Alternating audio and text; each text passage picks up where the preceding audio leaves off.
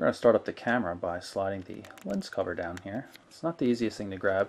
That automatically activates the camera. You can see we just point it somewhere, press the shutter button halfway, and we get focus lock. Take the picture. See quick settings for things like flash control. Larger menu, just like you see in the web browser for other things, the various scenes, such as macro mode, things like that. More generic options in terms of also settings, things like that for image quality, whether you're geotagging, where the images are stored, a bunch of options here.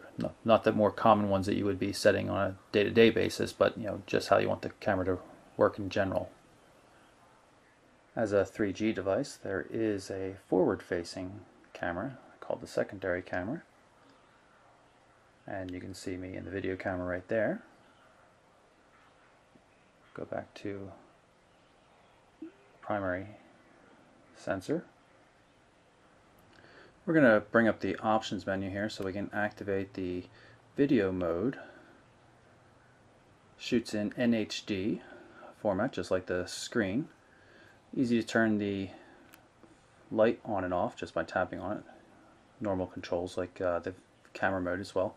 Press the shutter button, start recording. Hear a little beep, so we're going to pan around a bit so you can see that we're recording video.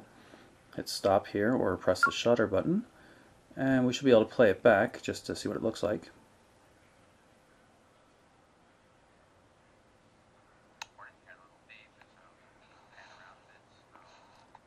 Very good quality video, as you can see. Very smooth panning. I'm going to jump into the main menu here just so you can see what that looks like. S65th edition, just like on the 5800, so scrolling around the main menu is a little strange because instead of grabbing the canvas and moving it, you're grabbing a cursor and dragging it. A little counterintuitive at first. You get used to it after a while, though. You can see there's a lot of preloaded applications. These are some of the widgets that have full applications with them. Spore, the game. AccuWeather right there. FM transmitter, so you can transmit your music from the device to a nearby FM radio, which is pretty cool. Especially considering you can put so much music on this with 32 gigs of storage. There's the Office support. You can see we've got Adobe Reader. Active Notes is pretty cool for when you're placing a call. You can write a note down about whatever the caller person. We've also got Nokia Maps. You can pull that up. GPS takes a while to pick up a signal in general, though.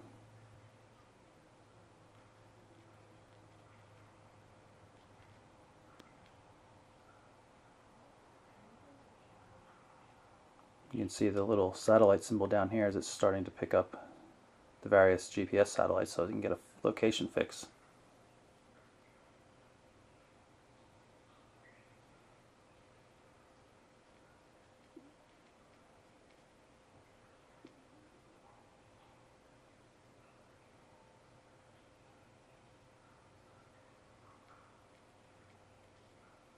And there we are up in the Pocono Mountains.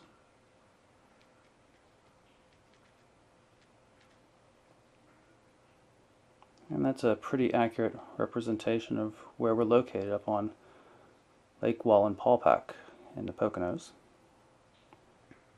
Like all S60 devices, if you hold down the S60 button, the menu button, it brings up a list of currently running tasks. So you can see we can pop over to the web browser or to the AccuWeather application. See bad weather up here in the Poconos. The red call end button takes you back to the home screen. The menu button toggles back and forth between the main menu and the home screen.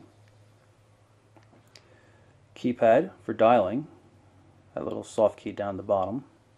You can also dial with the full QWERTY keyboard, of course. You can see we have these 4 contacts up here. I'm going to show you how that works. I'm going to go to the full contact list here. And the ones with stars are favorites. So they come anybody marked as a favorite in your contact list immediately gets put to the top of the list. And then everything from that point forward goes back to alphabetical order.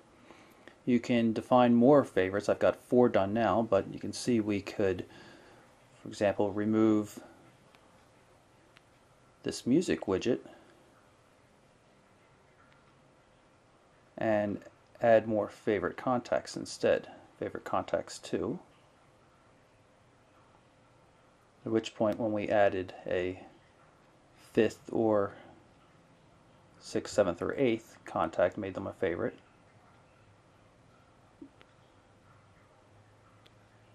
They'll now show up down there. You can see Bob Smith showing up. You can see the little name Bob. Bob doesn't have a picture associated with him though, so it doesn't get a particular icon.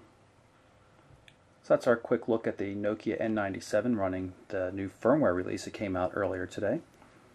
I'm Michael Orrell for MobileBurn.com.